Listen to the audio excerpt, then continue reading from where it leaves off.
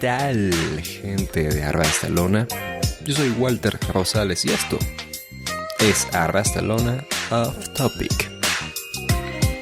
Les agradecemos si nos están escuchando desde arrastalona.com, en iVoox, en Apple Podcasts, en Google Podcasts, en YouTube o en Spotify. Estamos grabando bien temprano para garantizarles este episodio. Y es un episodio especial, un episodio curioso, porque volvemos a retomar la temática del curioso caso. Y para ello me acompaña un experto en la materia, seguidor del tema del cual vamos a hablar, y que nos puede dar más insight sobre este caso en particular. Y él es Alejandro Jiménez. Alejandro, bienvenido. Muy buenas, Walter, y a todos los oyentes de Arras de Lona. Primero de todo, ¿no? Disculparme por hacerte madrugar tanto en este episodio peculiar, pero es lo que tiene, ¿no? Grabar más allá del otro lado del Atlántico. Y sí, estamos aquí para hablar de un caso curioso que yo creo que es, bueno, ya hablaremos, ¿no? Una empresa que poco a poco está en boca de todos y es bastante interesante el ver cómo ha subido, oye, tantísimo, ¿no? Dentro de, ya no solo del público más de nicho, sino incluso llegando a cotas un poquito más mainstreams. ¿Sabes qué? A mí no tanto me preocupa lo de despertarme temprano o no dormir, sino que imagínate, de pronto luego tengo vecinos quejándose de que estoy grabando esta hora. Y espero que no sea el caso, a menos que sean fan del podcast. Bueno, si son fan del podcast, pues no sé. Igual están con si el café y con el mate mientras se escuchan, ¿sabes? Vamos a ver. Aquí en este edificio al menos son bastante callados, en mi opinión. He tenido vecinos peores. Pero bueno, Alejandro, tú y yo tenemos que hablar sobre el curioso caso. ¿El curioso caso de qué? Pues el curioso caso de GCW. Pero antes de tocar el tema de qué es GCW y su caso particular, yo creo que tú me respondas, por supuesto, la siempre respetada, temida, pero sobre todo adorada pregunta random. ¿Y cuál es la pregunta random? Pues por supuesto en esta ocasión es: ¿cuál es el pecado culinario que más cometes? Entiéndase un pecado culinario, pues una cosa que tú haces en cuanto a comida que tú dices, bueno, eso no puede ser. Que alguien te vea y te diga, eso que tú haces no tiene sentido, pero tú lo haces. Pues difícil, ¿eh? La verdad, tengo un recetario no muy amplio, entonces mira, no puede ser peor que este Carlos, que dice que no le gusta el queso. O sea, bueno. Pobre tipo, ¿no? Bueno, ¿dónde estará Carlos en este momento? Él debe ser muy infeliz, ¿no te parece? O sea, bueno, pero bueno. He de decir que a mí no me gustan todos los tipos de queso. Hay algunos tipos de queso que no me gustan, puedo visualizar con él, pero a la hora de la cocina no, pero podemos entender como pecado culinario que no me guste algo que me debería gustar, sobre todo por la zona geográfica en la que he nacido, es decir, España. Bueno, creo que todos los españoles me odian porque no me gusta, lo puedo tolerar, pero no me gusta, ni el jamón serrano ni la tortilla de patatas. Me parecen alimentos... No tienes idea de lo que estás hablando, ¿vale? Sí, no le gusta el jamón serrano. A este tipo hay que quitarle el pasaporte de inmediato. Hay que rifar su pasaporte. Tortilla de patatas. Pudiendo hacer patatas fritas, patatas al horno, papas nada. Tienen mi forma de hacer las papas y hacen en tortilla de papas, que es lo peor forma de cocinar patatas, o sea, 100%. Pero el jamón serrano, ¿por qué? O sea, una delicia. ¿Por qué tiene el jamón? ¿O no te gusta el jamón, quizás? No sé. En general, lo que viene siendo pues el embutido, el fiambre y demás, como que no me gusta mucho. No me gusta esa textura, ¿no? Que sea así algo medio frío, medio sin cocinar. No sé, no me llama mucho la atención, la verdad. Prefiero la carne bien cocinada a tomarte jamón. Pero bueno, que no me guste, bueno, significa que el resto de gente toca a más a repartir siempre. ¿Y no se te ocurre de pronto algo que tú hagas en cuanto a preparación que sea pues un pecado culinario, algo que tú hagas en particular? Yo creo que no, la verdad, no se me ocurre ninguna cosa ni ninguna técnica que utilice en la cocina así de pronto que la gente me diga, oh, ¿cómo puedes echarle especia a esta cosa o cocinar esto de aquella manera? No, la verdad creo que soy bastante safe en el plano culinario, vamos, por lo menos eso creo. Mira, yo sí tengo uno. Si me está escuchando un vero italiano como Alessandro Leonardo, me va a matar por decir esto, pero bueno, yo tengo una receta de mierda, hay que decirlo, pero una receta fantástica a la vez.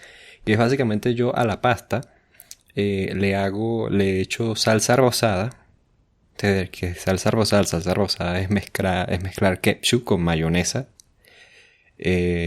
Y un huevo estrellado, para quien no me entiende, es un huevo el cual no revuelves en la sartén, ¿vale? Y eso yo lo revuelvo todo en una pasta que queda completamente rosada con amarillento. Y eso yo lo bauticé como la pasta de emergencia. ¿Qué es la pasta de emergencia? Es la pasta que tú haces a las 9 de la noche con tu hermano mientras estás viendo una película y te das cuenta de que no han cenado y que tu mamá no te va a hacer cena ese día. Entonces eso lo titulamos la pasta de emergencia. Es la pasta que te salva en las buenas y en las malas. Yo he comido pasta de emergencia incluso en situaciones que no son de emergencia. Entonces... Pero ¿por qué no le echas tomate? O sea, la pasta de emergencia toda la vida, salir un de tomate frito, lo echas a la pasta y todos contentos. Pero salsa rosa. Es que esa es la cosa, o sea, como es de emergencia, tú lo que quieres es hacerla rápido y ya salir de eso, ¿ves? Entonces como ya, mira, sabes que ya, se acabó. No quieres pelar tomate, no quieres cortarlo, tú lo que quieres es comer de inmediato, le echas eso y ya está. Y luego que no quieres hacer nada, o no quieres preparar algo de pronto que luego al día siguiente tu mamá te va a reclamar: ¿quién agarró esto para hacer pasta en medio de la noche? ¿No? Entonces, no. Por eso nada más simple. Un huevo y un poquito de salsa de tomate, bueno, ketchup y mayonesa, ya está. Nadie te va a reclamar. Bueno, porque a mí no me sorprendería que Alessandro, después de escuchar esto, te censure y a partir de ahora ya no te deje hacer más preguntas random ni te deje subir más cosas a ras de lona, porque de verdad después de estas declaraciones a una persona que tiene raíces italianas es complicado. También tiene un jardín que no sé si podrá salir, Walter. Viste que igual, o sea, si no nos ha bajado Alessandro desde que estamos hablando de Bad Bunny en este podcast y tal, pues no me va a bajar nada más porque le echo mayonesa y salsa y ketchup a la pasta. Pero bueno, igual no cambio eso por una buena boloñesa, si eso los hace sentir mejor. Ahora, Alejandro, vamos a entrar a lo que es el tema de hoy, que es el curioso caso de GCW. Y bueno, ¿qué es GCW? GCW es, por sus siglas, GCW, es Game Changer Championship Wrestling. Es una empresa del wrestling en Estados Unidos, fundada en 1999 como Jersey Championship Wrestling, en la región de New Jersey, por supuesto. Inició como una pequeña empresa de lucha extrema, pero a partir del 2015 fue donde empezó a agarrar más popularidad tras iniciar una nueva etapa, cambiando su nombre. Esto con la incorporación de dos promotores en específico, que son Danny DeManto y Brett Lauderdale. GCW inició como una empresa de lucha extrema, como les digo, o de lucha ultraviolenta, pero desde que cambió su nombre también se presentó con un nuevo concepto, en donde además de ser una empresa de lucha extrema, también son una empresa de shows conceptuales, ¿vale? Que incluyen comedia, que incluyen shoot wrestling, que es lucha estilo arras de lona, que tienen shows que siguen una temática en específico, en fin. Y a día de hoy es una empresa la cual ha contado pues con la presencia de figuras internacionales, que está haciendo shows en iPay-per-view, que está teniendo pues buena presencia, que está haciendo dinero y que sobre todo no solamente está limitada a shows en el área de Jersey, sino que está haciendo shows alrededor de toda la costa este de los Estados Unidos e incluso también en la zona de la costa oeste de Estados Unidos. Y te traigo a ti, Alejandro, porque bueno, yo sé que tú eres seguidor de GCW desde hace bastante tiempo. Has visto cómo la empresa ha hecho esta revolución, si se quiere, en su contenido. Y sobre todo en los últimos meses ha estado ganando bastante popularidad gracias a la aparición de...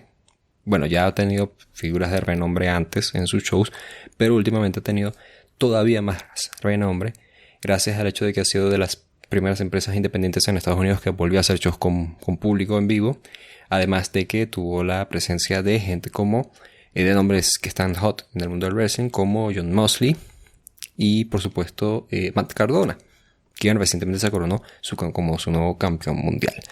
Y bueno, GCW Es pregunta fácil, pero complicada de responder. ¿Por qué GCW de pronto tomó por sorpresa al mundo del wrestling? ¿O sí fue que tomó por sorpresa? ¿De verdad tomó su tiempo? Porque de pronto, al menos en mi opinión, que no lo seguí desde el inicio, fue como de, bueno, sí, ahí está GCW, y de pronto así de la nada me di cuenta de que todo el mundo está hablando de esto y está viendo su show y está comentando lo que, no, pero mira que apareció Suzuki en GCW y de pronto fue este boom. ¿Cómo fue que fue esto? ¿Fue un proceso repentino o fue un proceso que tomó sus años de parte de la empresa? Yo creo que ha sido un proceso de crecimiento constante y sin pausa, esa es la clave, ¿no? Porque, bueno, bien comentabas que la historia de GCW se remonta a JCW, ¿no? A Jersey Championship Wrestling en la final de los 90, pero el propio Brett Lauderdale, el promotor ahora único de la empresa, tras la marcha de Danny D'Amato hace un par de años, él dice que para él eso no es GCW, o sea, literal era una empresa que estaba en Jersey, la tenía otro dueño y la génesis de la empresa, para que la gente lo entienda, es que Brett Lauderdale, en verdad, él era un árbitro de Combat Zone Wrestling, CCW, que era la gran empresa ultraviolenta de la costa este y del país en general, y estaba cansado de cómo estaba funcionando la empresa bajo la gerencia de DJ Hyde, que es el promotor que compró la empresa de John Sandin, su fundador allá por mediados de los 2010. La empresa decayó mucho en su calidad, había cierta toxicidad en backstage, se había desaparecido la ultraviolencia, y Brett siempre presentaba ideas, también junto a Giancarlo Di Tamo, que es un productor recientemente despedido por parte de WWE, que estuvo produciendo documentales y demás, y vio como Combat Zone Wrestling no le hacía caso, no le cogía las ideas, y cogió y dijo, pues mira, voy a irme, y si creen que mis ideas son malas, voy a demostrarles que mis ideas son buenas, que son mejores que las suyas, creando, entre comillas, mi propia empresa. Por esto decide comprar la empresa y decide que el primer show sea ese Nick Gage Invitational, que iba a ser el regreso de Nick Gage de la cárcel. ¿Cuál fue el problema? Que Nick Gage se saltó la prisión preventiva y no acabó apareciendo en este primer show y tuvieron que esperar 2 años a que apareciera. Pero GCW la verdad, ya de primeras, dentro de su nicho, ya fue un shock importante, porque era cuando los fans de Nueva Jersey estaban más cansados de CCW, necesitaban ultraviolencia, necesitaban shows que les recordaran a esa efervescencia post-ECW de principios de los 2000. Ahí apareció GCW y empezó con sus locuras, ya con ese primer Tournament Survival con Joey Janela recreando el spot de Nick Mondo con John Sandin, que fue como el primer gran momento en el que son populares, cuando saltan desde lo alto de un tejado, ¿no? Y se caen sobre una estructura y demás. Ahí Janela ya tiene cierta prensa internacional, pero a partir de ahí yo creo que Brett fue muy listo y se dio cuenta que si quería que la empresa creciera no podía ser solo una empresa de deathmatches. Es decir, a día de hoy siguen ofreciendo deathmatch y cuando ofrecen top tier deathmatch, pero saben que si quieren llegar a más público necesitan hacer más cosas. Y ahí fue su primer gran experimento con Spring Break, ¿no? Que es el show que yo creo que conoce más la gente, relaciona por lo menos hasta este año, ¿no? Antes de este año, que sí que es un poquito más mainstream, que es Spring Break, que es este show de fin de semana de WrestleMania, en el que traes veteranos, traes talento de fuera, ves locuras tan sin sentido como un combate entre hombres invisibles en la misma car que tienes a Masashi Takeda luchando, y a Masato Tanaka, y a L.A. Park, etcétera, etcétera. Y con este show creo que abrieron ojos con este show, que en verdad, de nuevo, salió de una casualidad, era porque había un spot libre a las 12 de la noche, Gabe Sapolsky, el promotor de Evolve, le dijo, no creo que vendáis nada, fue el show más vendido de todo el fin de semana a nivel independiente, 1.200 boletos, y se dieron cuenta de que realmente estaban creando algo especial. Y a partir de aquí fueron poco a poco, como bien dices, dejaron a un lado el ser puramente ultraviolento, se dieron cuenta que había más público, salieron de Nueva Jersey y empezaron a viajar por Filadelfia, empezaron a viajar por New York, empezaron de repente al Midwest y se iban a Chicago, decidieron dar el salto a la costa oeste y se iban a Los Ángeles, se iban a Texas, iban paseando, se convirtieron realmente en una marca nacional.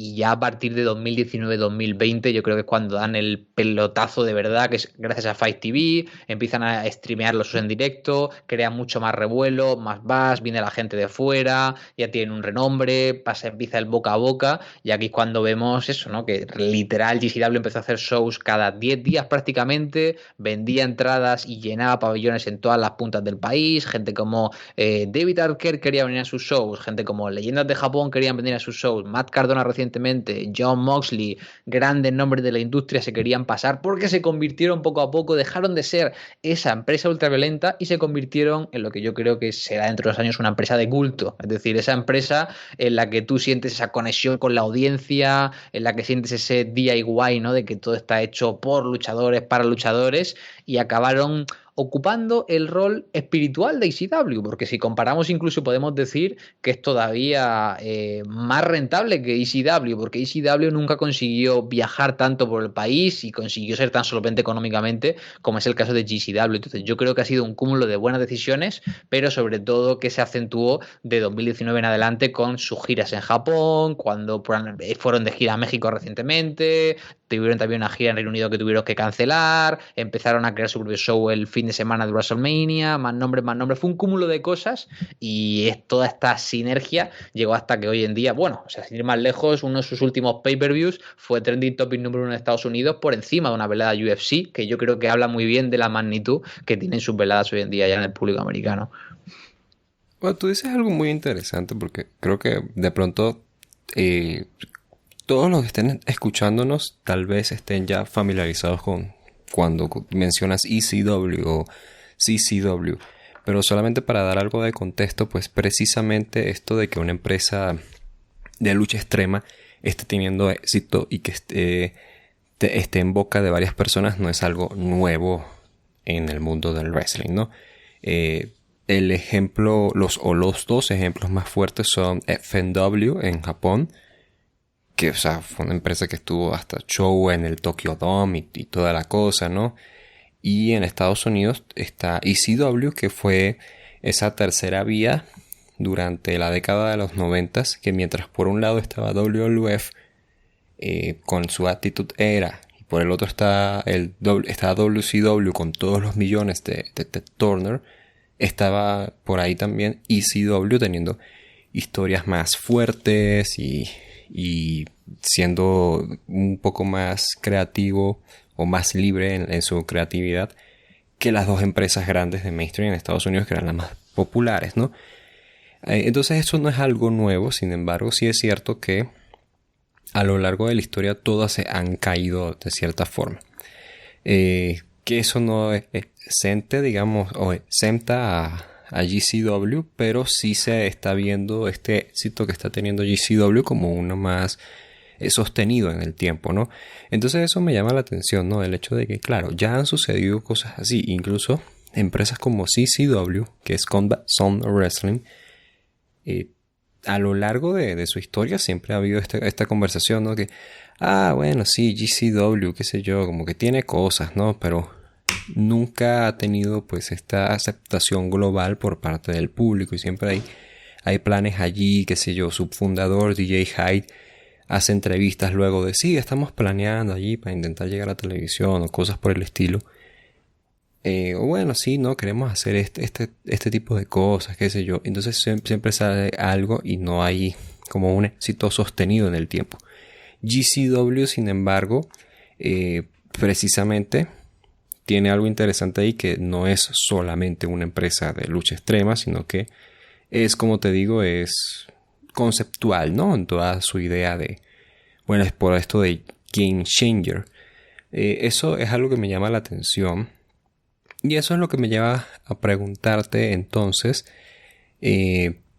¿cómo se puede definir esta imagen que tiene GCW? Porque pues, yo lo llamo una empresa conceptual en el sentido de que sus shows tienen conceptos, no de que son temáticos, como por ejemplo WWE hace un show Money in the Bank y se llama así porque la lucha estelar es un Money in the Bank, sino por ejemplo de que es conceptual en el sentido de que están manejando un concepto de lo que es el show, de lo que va a mostrar el show. ¿Tú cómo definirías esto? O sea, esta imagen que tiene GCW.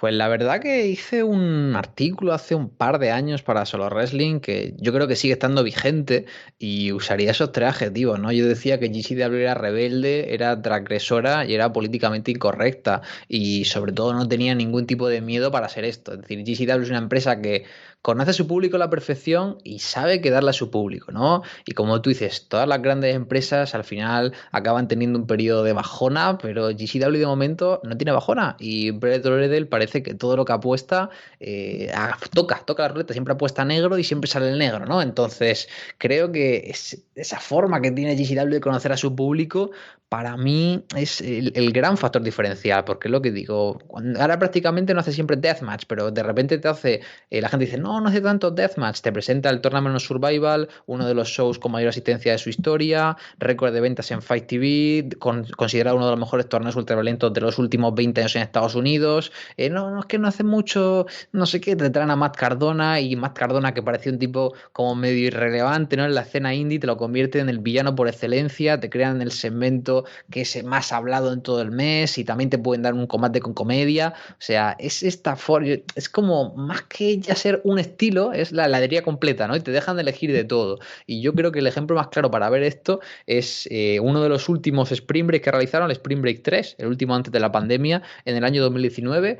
Si revisas la cartelera, te das cuenta de la variedad que tiene y sobre todo te das cuenta de el poder que tiene para comprender a su público y que el público se sienta partícipe en ello, porque el público está igual de over con el regreso de Joey Janela para enfrentar a Marcos Stunt. Luego de repente tienes a Tony Deppen enfrentándose a un tipo del público que no tiene piernas. Super over. Te pone un scramble con los mejores luchadores voladores de Estados Unidos, todo perfecto. Nick Gage defiende contra Otani, leyenda japonesa. La gente super over. Tienes un combate con Orange Cassidy y Taka Michinoku de comedia, ningún problema. En el main event Takeda con 20 tubos de luz reventando a Jimmy Lloyd, y luego para más Inri en ese mismo show son capaces de buquearte. Yo creo que esta es la mayor expresión de triunfo de la empresa. Te buquean en el show mainstream en el que tú crees que no va a ir el público más fiel, ¿no? Porque es fin de semana de WrestleMania, y te meten en un combate entre el hombre invisible y el hermano del hombre invisible, que es literal gente que no existe. El combate dura 15 minutos y es lo más sober de todo el show. Entonces yo creo que ese es el punto en el que está GCW. Conoce también a su audiencia,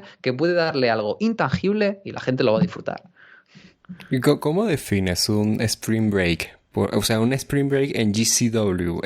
Vamos a intentar definir esto porque yo también estaba pensando, ¿cuál es el concepto de un Spring Break? Bueno, un Spring Break, a ver, yo diría que es un show en el cual es organizado por Joey Janela, que es parte también de GCW en la parte creativa y demás, pero es como una fiesta, así como un Spring Break, de diferentes estilos de wrestling.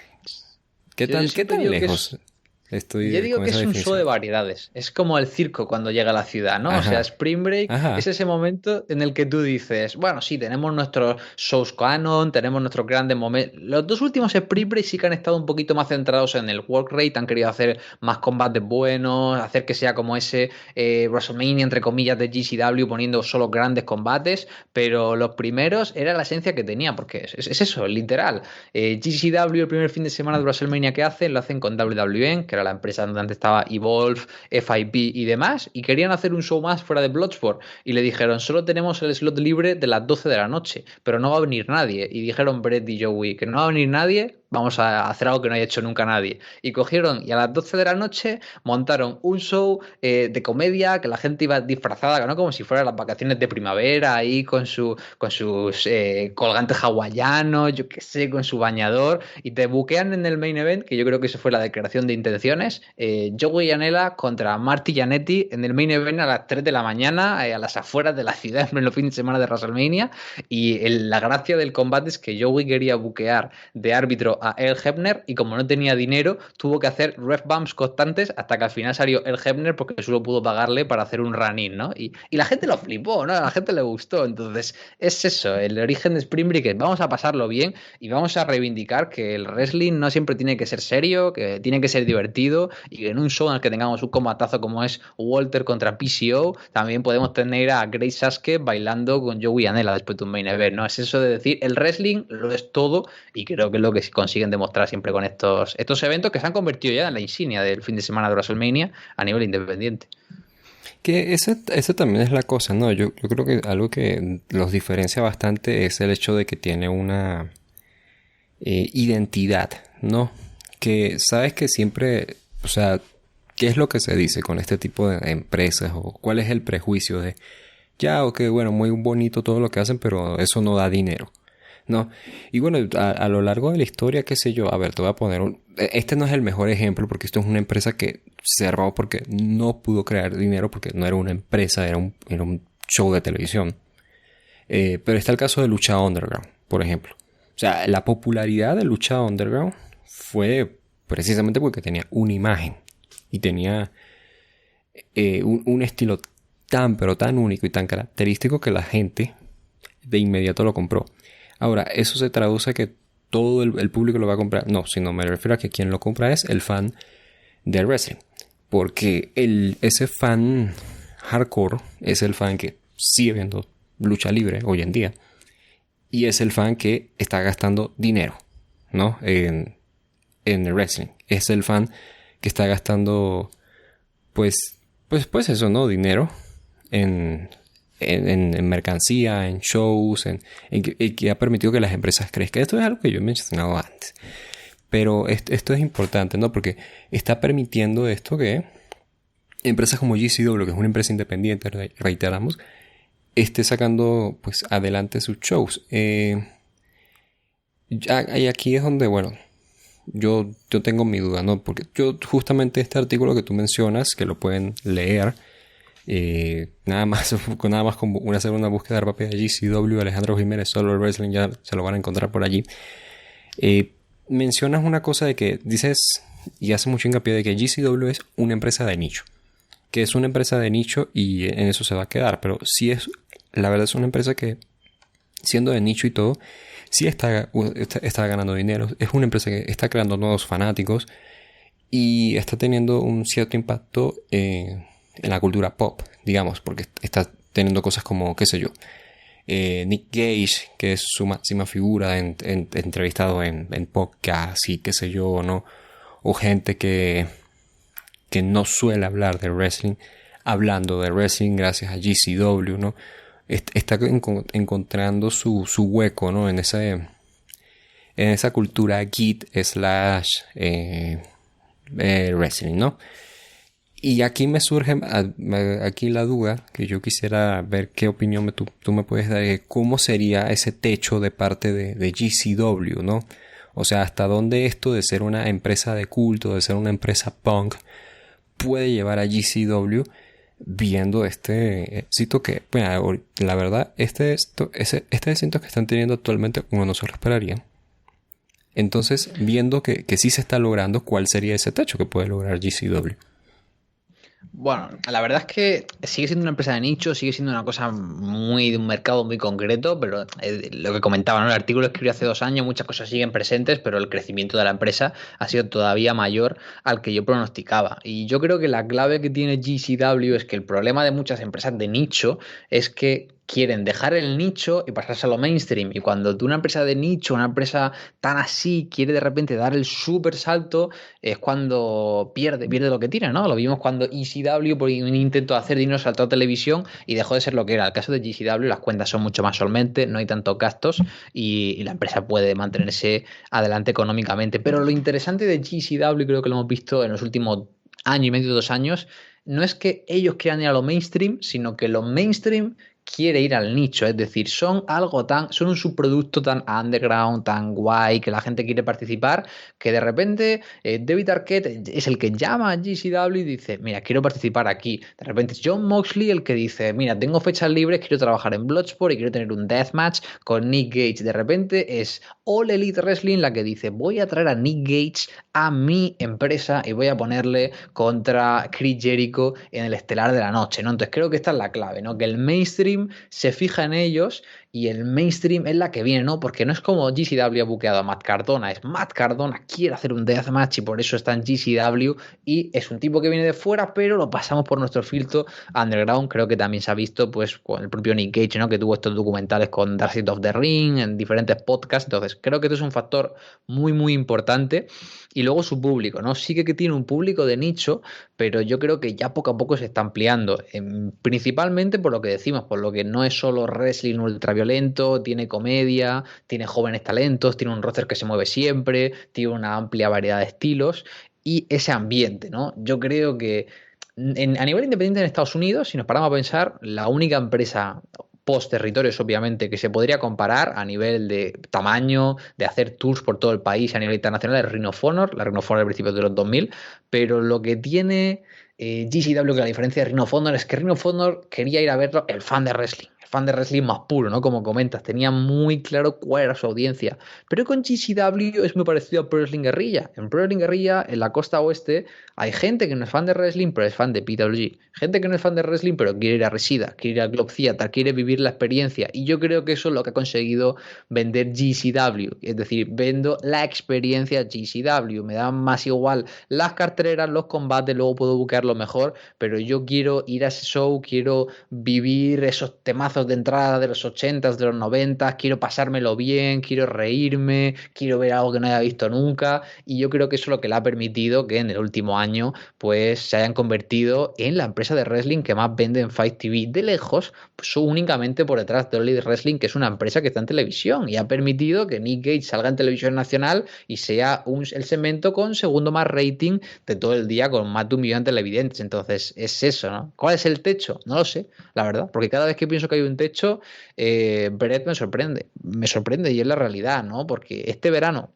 tú piensas, la pandemia estaba muy hot, de repente se paran, pero en el momento en el que la pandemia se la ha permitido, récord de asistencias constantes, shows cada 2 días en estados completamente distintos, récord de ventas en pay-per-view, récord de ventas, ahora tienen el fin de semana de All Out con un cartelón increíble, van a hacer sus primeros Wargames, van a estar volviendo a Japón a final de año, tienes al campeón de Big Japan luchando contigo, tienes a Matt Cardona como campeón mundial. ¿Cuál es el techo? Sinceramente, no lo sé, no creo que vayan a llegar a televisión, pero yo creo que GCW seguirá siendo esa empresa de nicho, pero como todo secreto, al final la acaba conociendo la gente, ¿no? Y se acabará convirtiendo en un reclamo, como fue el caso de Pro Wrestling Guerrilla. Y yo lo que sí que confío es que, conociendo al promotor, a Brett Lauderdale, yo no creo que él vaya a llegar al punto que diga, bueno, voy a tener esto toda mi vida. Él probablemente lleve a GCW a su peak, esté 2, 3 años a este ritmo, y cuando llegue el punto, yo creo firmemente que acabará vendiendo la empresa. Dirá, prefiero venderla estando en un momento hot a alguien que esté interesado, una empresa, un promotor, e irme a simplemente arrastrar la empresa, ¿no? Y que vaya decayendo. Pero es que ahora mismo, la verdad, no, están aquí arriba, pero no se nota una tendencia descendente, sino que parece que estamos empezando una nueva curva ascendente. Igual es que es como muy punk, ¿verdad? O sea, es Ujú. muy... Es también como muy cómic en el sentido de que se atreven a hacer estos experimentos, ¿no? Si se quiere. No es algo tan lineal como una empresa Ujú. de wrestling. ¿Sabes qué? Eso igual yo creo que es algo que puede ser negativo para GCW. El cómo, o sea, cómo mercadeas esto, ¿no? O sea, a menos que de verdad te enganche y lo disfrutes, es difícil como mercadear. Mira, no sé, por ejemplo, tú dices, mira, sabes que, qué sé yo, a ti te gusta UFC. Oye, no, sabes que Josh Barnett va a hacer esto, ¿no? Este show en GCW. Y le presentas Bloodsport. ¿Qué es Bloodsport? Bloodsport es un show temático en donde los luchadores, eh, todos luchan en luchas donde solo se puede ganar por knockout o rendición. El ring no tiene cuerdas. Y entonces es muy como la película de... vamos, ¿así se llamaba la película? ¿Bloodsport? No, ¿verdad? No, la de Sí, Jean-Claude Van Damme. ¿Sí? pues se llamaba, sí, sí. Perfecto. Es que estoy pensando, ¿así se llamaba el torneo o la película? No, así se llamaban las dos. Ujú. Entonces es como de, bueno, está bien, vamos a ver. Y tú piensas de pronto, bueno, sí, es siempre, ¿no? Y luego el show siguiente te das cuenta de que hay dos tipos invisibles luchando, ¿no? Y entonces tú dices, bueno, esto no tiene sentido. No, yo había visto a Josh Barnett peleándose con Suzuki. Entonces, eso pues, es complicado mercadear, o sea, es complicado mercadear una experiencia. Porque igual puede sonar muy plástico, ¿sabes? A mí siempre, eso siempre me parece como que un poquito falso, incluso cuando te dicen, es que no, bro, lo que pasa es que Apple no te vende teléfonos, te vende una experiencia. Como, bueno, sí, buenísimo, buenísimo tu curso de marketing, pero, ¿sabes? Es complicado para GCW hacer eso, ¿no? Esos experimentos, pero hasta ahora han tenido éxito. Digo, hasta ahora Bueno, han y la tenido cosa es éxito.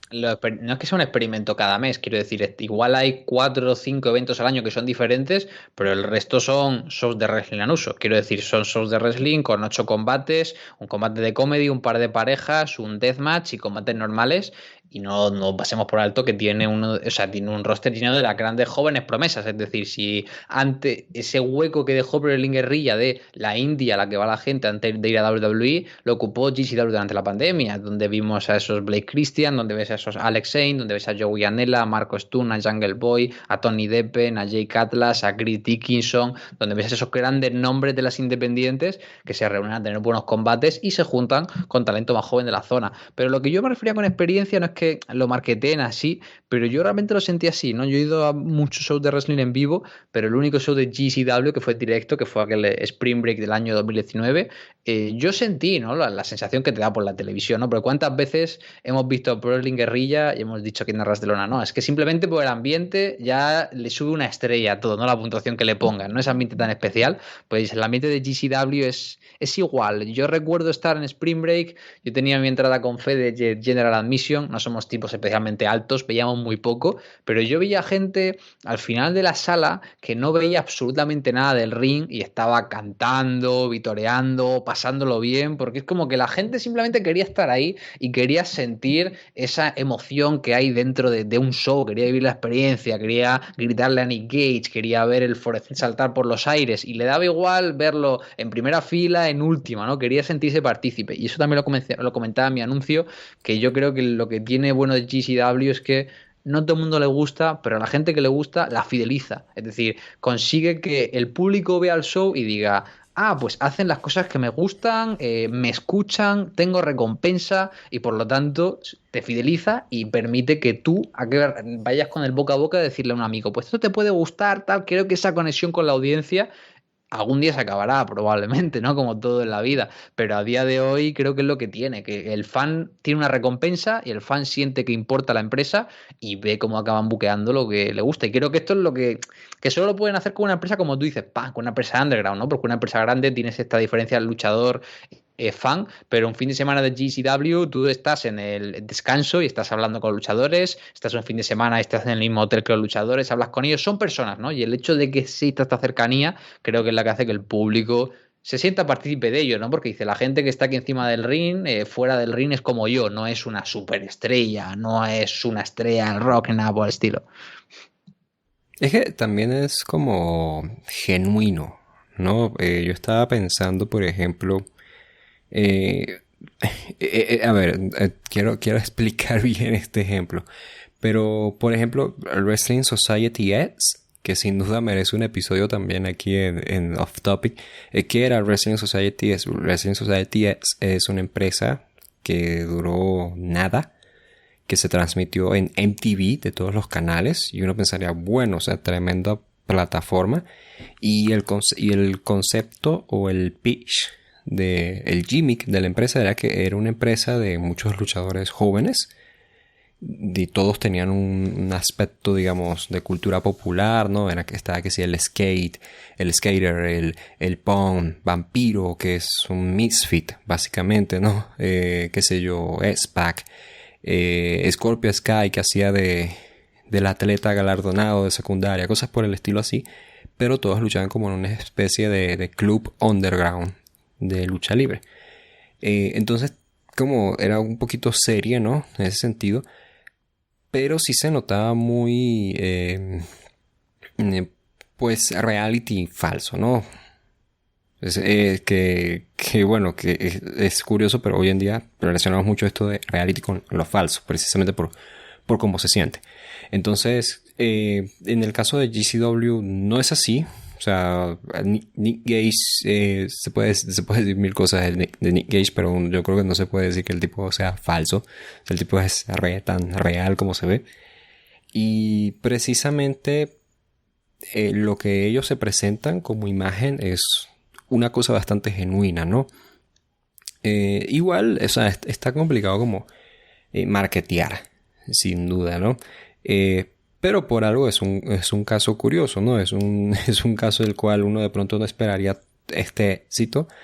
Pero pues ahí está GCW robándonos la atención. Y bueno, sabes que yo no me puedo ir de aquí sin pedirte, Alejandro, que me comentes. Estamos hablando, ¿no?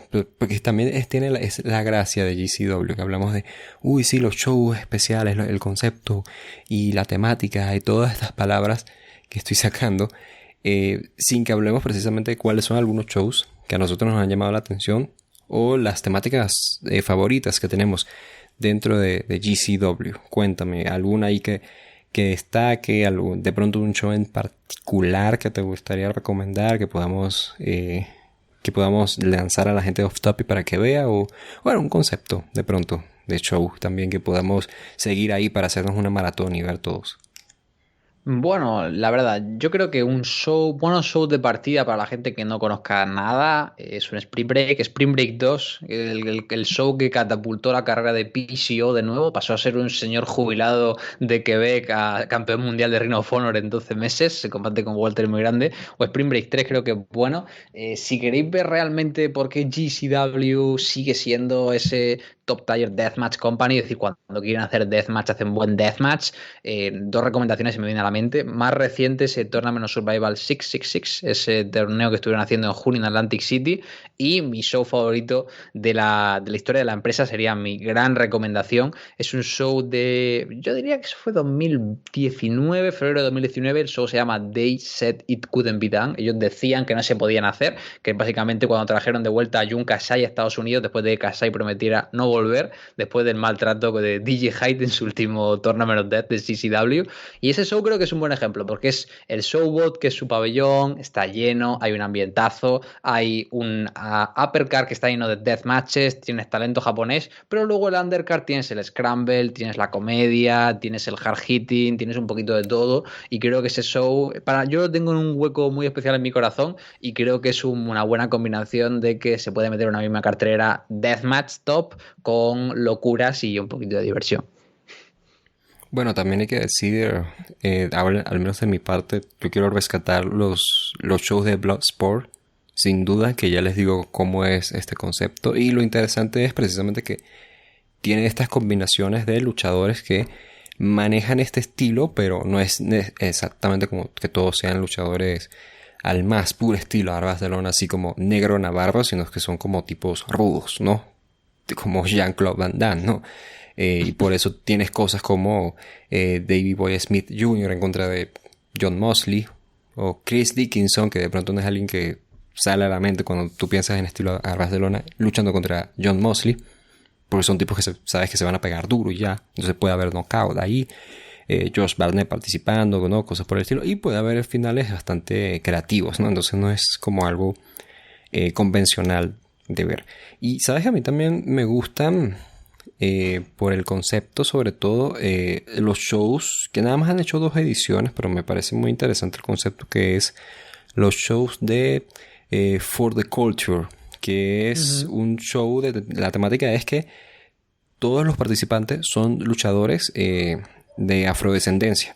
Entonces es un show que gira en temática de hacer estos dream matches de luchadores negros, ¿no? Entonces tienes, por ejemplo, creo que fue en la segunda edición que el main event fue Rich Swann, que en ese momento era campeón mundial de Impact Wrestling, luchando en contra de Tu Cole Scorpio, que Tu Cole Scorpio había sido campeón.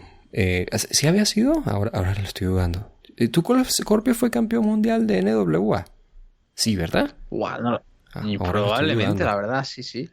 Probablemente. Si no lo fue, pues qué lástima. Pero voy a decir que sí, ¿no? Solamente para añadir más caché. Entonces tiene ese tipo de cosas, ¿no? Tienes apariciones especiales de gente, ¿no? Qué sé yo. Eso está muy interesante. Y bueno, entonces ahí tenemos el caso o el curioso caso, ¿no? De GCW, como les digo, una empresa que sin duda ha sabido ganarse su espacio dentro del mundo del wrestling global, diría yo. Y que, bueno, tú, Alejandro, pues nos has ayudado a ver un poco sobre qué es exactamente lo que pues lo que presenta, ¿no? Hacia dónde se dirige. Y bueno, cuéntanos nada más para hacer un poquito de high y así ya poder cerrar. ¿Qué es el futuro inmediato de GCW? A nosotros que no estamos enterados así de show a show así como tú. Bueno, recientemente tuvimos esta función, ¿no? Tuvieron dos shows. Homecoming, parte 1, parte 2. Tuvimos aparición de gente de Japón, como Drew Parker, que vino de Big Japan Pro Wrestling. Y Nick Gage perdió el campeonato mundial en contra de Matt Cardona. Ahora Matt Cardona es el tipo más odiado en el mundo gracias a esto, ¿no? Ya lo era antes, acá en Barcelona, ahora lo es más que nunca. Pero ¿cuál es el futuro inmediato? O sea, ¿qué se viene para GCW que podemos estar ahí al pendiente? Se vienen cosas interesantes, ¿no? Tienen algunos shows para acabar el mes de agosto en Los Ángeles, tienen un show dentro de muy poquito y un show en Las Vegas, pero lo principal, lo grande que podéis estar siguiendo como buen punto de partida es ese primer fin de semana de septiembre, fin de semana de All Out en Chicago. GCW pues tiene una colaboración con Black Label Pro, que es una empresa local de ahí, y va a estar presentando dos shows. El primero será 3 Cups Stuff con Black Label Pro, que tiene buena pinta, tiene algunos veteranos como son el caso de Juventud Guerrera por ahí anunciado, Super Crazy está luchando también en ese show, y el gran combate es el duelo final entre G-Raver y Jimmy Lloyd, que tienen como un blood feud durante todo el año, porque Jimmy Lloyd le hizo un spot a G-Raver que le hizo perder toda la sensibilidad del brazo por una lesión en los nervios de la mano, y van a acabar con ese último combate en el mismo pabellón en el que tuvo lugar esa lesión hace 2 años, y luego ese mismo fin de semana, el 4 de septiembre, yo creo que será el gran combate del fin de semana, con permiso de All Elite Wrestling. GCW presenta The Art of War Games y celebra su primera lucha estilo War Games de la historia, en el que Nick Gage y sus compañeros se enfrentarán a 440, que fueron los heels que le costaron el título contra Cardona. Así que primera lucha en jaula, primera War Games de GCW, fin de semana de All Out en Chicago. Yo creo que se vende solo. Eso, ¿sabes que me llama la atención? Y más bien me gustaría que me aclarases si sabes, ¿no? Han anunciado que va a ser una lucha como War Games, pero con 2 rings también. Ahí está mi duda, porque claro, yo uso de referencia las Cage of Death de CCW, pero Cage of Death cambiaba cada año de forma, registro, a veces era un ring, a veces eran 2. El formato Wargames, yo sinceramente espero que sean 2, pero de momento es todo secreto de sumario. Sí, porque luego yo siento que hay formas buenas, ¿no? De hacer una lucha así, pero en un solo ring, con una sola jaula. Pero luego hay cosas que no sé, que no salen tan bien, ¿no? Está, por ejemplo, el ejemplo del, ¿cómo se llama? War Chamber, que hizo MLW. A mí no me gustó nada, por ejemplo. Yo creo que igual si hacen un ring solo, lo que pueden hacer es como hacía CCW en su día, es que la estructura no esté pegada al ring, sino que haya un poco de ancho entre lo que es el ring y hay un espacio del ringside, ¿no? Eso te da pie a que se puedan estar pegando por allá. ¿Sabes qué? Eso me gustaba tanto que, o sea, eso era casi una estipulación de ensueño que yo tenía cuando estaba en Venezuela, que era, yo decía, bueno, me encantaría poder hacer una lucha así, ¿sabes? Y yo pensaba, bueno, si no podemos tener una jaula en el ring, pues vamos a hacer esto que a mí me parece incluso mejor, ¿no? Porque luego tienes el público ahí pegado y lo puedes incluso pues ver más, ¿no? Pero bueno, Alejandro, como te digo, en todo caso, pues vamos a seguir ahí que nos estará ofreciendo GCW más adelante.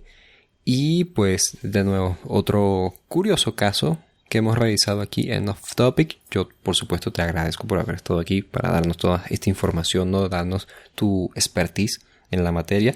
Y nada, aquí todo lo que tú tengas para decir con nosotros, somos todos oídos. Pues nada, si os llamó la atención GCW y no la conocíais, os animo a que la sigáis. Si queréis más información, pues me vais a estar encontrando en Twitter en @AlexJiménez con G, BCN. Ahí estoy hablando pues de toda la actualidad de GCW, BCN Independiente, mundo Deathmatch en general. Y nada, ha sido un auténtico placer. Estaremos escuchándonos yo creo que más pronto que tarde. Y un abrazo a todos vosotros, oyentes del Arras de Lona Universe. Por supuesto, exactamente, tenemos que agradecerles a ustedes que nos han escuchado a través de arbarcelona.com, en iVoox, en Apple Podcasts, en Google Podcasts, en YouTube y en Spotify. Ya tienen las redes sociales de Alejandro allá abajo en la descripción, dependiendo de dónde nos escriben. Pero creo que si no, está en todas las descripciones, ahí pueden ver sus redes sociales, ahí para que estén al pendientes. Y por supuesto, si llegamos a tener más shows de Ring of Honor pronto, pues vamos a seguir contando con Alejandro aquí en Barcelona. Ya nos vemos la próxima semana, que en esta ocasión vamos a hablar de una serie o película. Espero que volvamos a hablar de una serie pronto, ya ahí se me ocurre algo en mente, pero pues como siempre dependerá del tiempo del invitado y de mi tiempo. Entonces vamos a cruzar los dedos, pero seguro que vamos a seguir trayendo contenido aquí en Off Topic. A todos ustedes, de parte de Alejandro Jiménez y de Walter Rosales, un abrazo y gracias por su atención.